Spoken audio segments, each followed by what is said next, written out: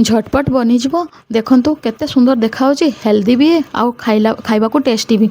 एबे तो जो सिलिंडर जो रेट हेलानी सिलिंडर जमा मिलू नहीं से मु 10 मिनिट रे बनीजिव रेसिपीटा मु कहली आपण मानक संगे भी शेयर करी नेबी।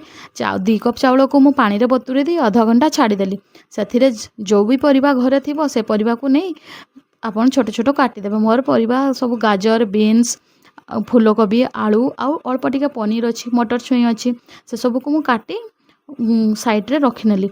तापरे ताकू तो मु भाजी पारिबिनी कहीं गैस तो कम अच्छी तेणु डायरेक्ट आम करना। पनीर टाकू काटिक मु अल्प भाजी देती।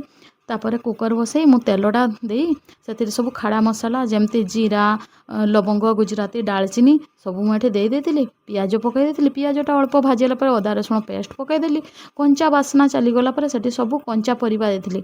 कंचा परिबा सब पकईदेला मटर छुई देती चाउल को देती से मिक्स चाउल सब मिक्स कर सारी जीरा गुंड धनिया गुंड लंका गुंड आउ हलदी लुण दे टमाटो प्यूरी के दे सबको मिक्स कर देती।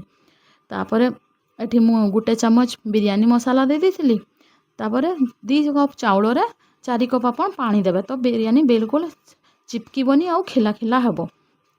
पानी दे से ता ऊपर मु भजा पनीर को दे कुकर को ढक्कन लगे 2टा सीटी आसवा पर्यंत छाड़देली। देखो 2टा सीटी पर बिरयानी केते सुंदर देखा जाउची। आपण मान को आड़े गैस केते महंगा है कमेंट करी कहबेटी।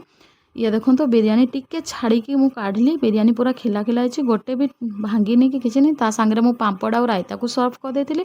मोर तो रेडी हो गला। आपण भी बनातु खातु। Bye bye.